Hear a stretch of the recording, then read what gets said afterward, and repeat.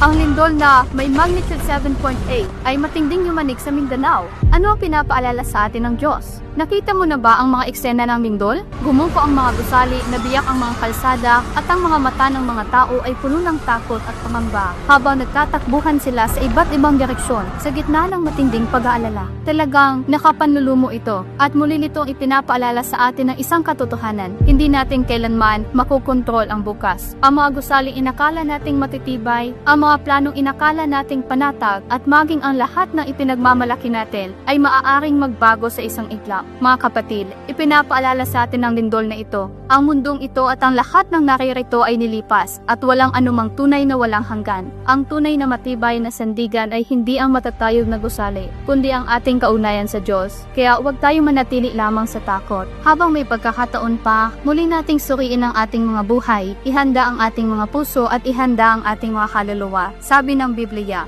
kaya't hindi tayo matatakot bagaman ang lupa ay mabago at bagaman ang mga bundok ay mga lilipat sa kagitnaan ng mga dagat, bagaman ang tubig niyaon ay magsifugong at mabagabag, bagaman ang mga bundok ay mga uga dahil sa unos niyaon. Ang ating pag-asa ay wala sa mundong ito na maaaring mayanig, kundi sa Diyos, na may kapangyarihan sa pamamahala sa lahat ng bagay. Siya ang ating kanlungan, ang ating saklolo at ang ating matibay na bato, magpakailanman. Sa sandaling to, manalangin din tayo para sa lahat ng mga pamilya at mga kapatid na naapektuhan. Naway personal silang aliwin ng Panginoon, ingatan at ipagkaloob ang lahat ng kanilang pangangailangan. Kung naniniwala kang ang Diyos pa rin ang may ganap na pamamahala sa lahat ng bagay, mangyaring mag-iwan ng isang Amen. Kung nais mong mas makilala ang Diyos at matutuhan ng kanyang mga salita, huwag mag-atubiling mag-iwan ng komento o magpadala sa akin ng pribado.